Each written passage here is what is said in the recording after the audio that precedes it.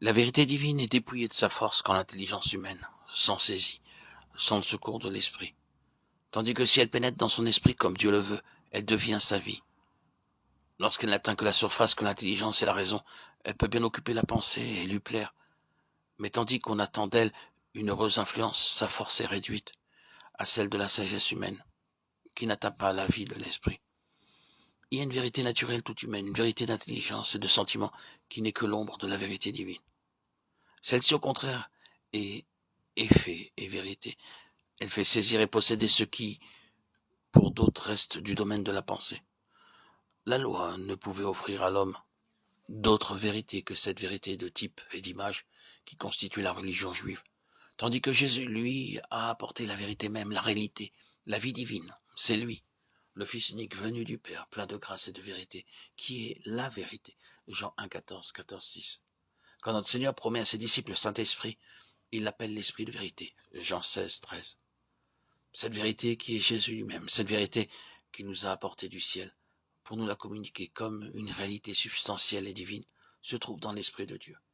C'est lui qui est l'essence et la vie de cette vérité divine. Et dès que nous nous abandonnons à lui, il réalise en nous la présence de Christ et la vie de Dieu. Quand il nous enseigne la vérité, il ne se borne donc pas à nous donner des paroles et des pensées, des images et des impressions, nous les faisant parvenir au moyen de tels livres ou de tels prédicateurs. Mais il pénètre jusqu'aux sources de notre vie pour y déposer la vérité de Dieu, cette semence dont il est lui-même la vie divine. À mesure que nous renonçons davantage à nous-mêmes pour cultiver avec amour et foi ce germe de vie, il le développe et le fortifie jusqu'à ce que notre être tout entier en soit vivifié.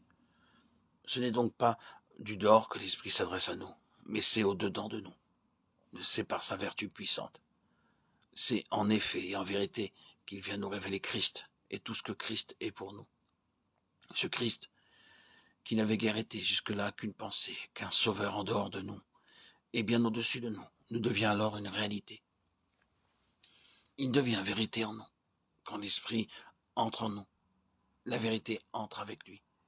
Et après avoir pris possession de nous à l'intérieur, il nous conduit dans toute la vérité.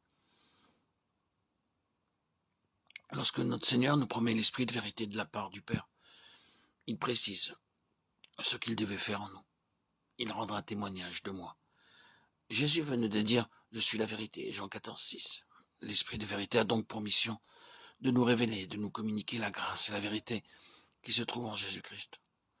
Il nous est envoyé du ciel par Jésus glorifié pour rendre témoignage en nous et par nous de la vérité et de l'efficacité de la rédemption accomplie par Christ.